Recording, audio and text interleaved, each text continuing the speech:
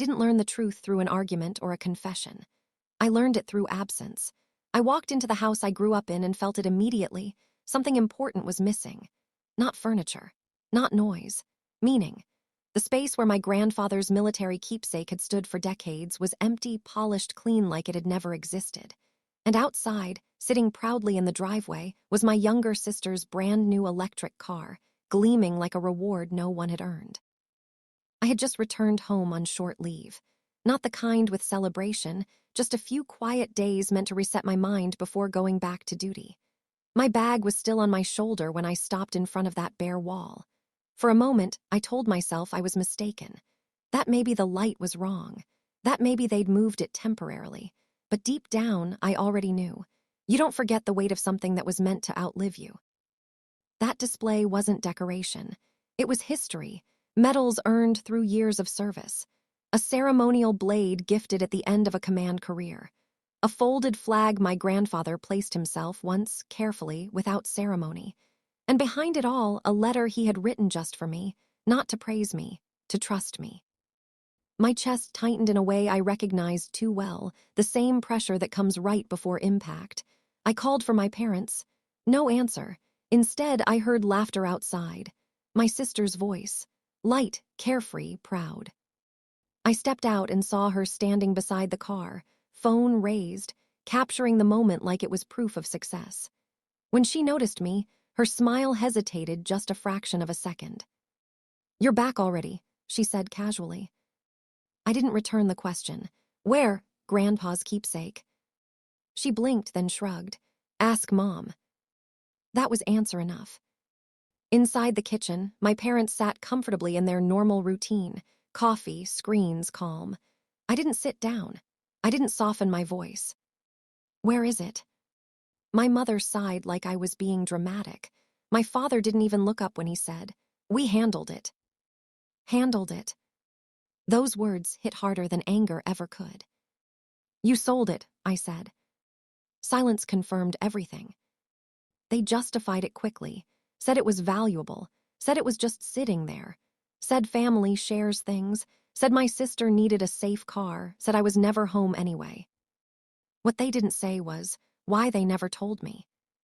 I didn't argue. I didn't shout. I picked up my bag and left. Before I reached the door, my mother warned me not to tell my grandmother. "She doesn't need stress," she said. I paused. She deserves the truth. The next morning, I went straight to my grandmother. She listened without interrupting. When I finished, she didn't cry. She didn't raise her voice. She smiled, small, knowing, controlled. "That explains their urgency," she said quietly. Then she opened a folder. Inside were documents my grandfather had prepared years earlier. Appraisals, insurance records, a will, everything clearly documented. The keepsake hadn't belonged to the family. It had been legally and deliberately left to me.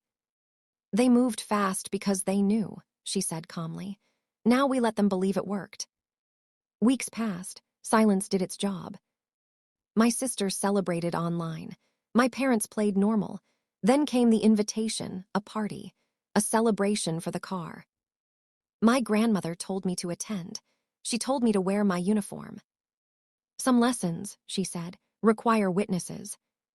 When the party was full and the attention was high, my grandmother arrived, calm, composed, and accompanied by people who don't raise their voices because they don't need to.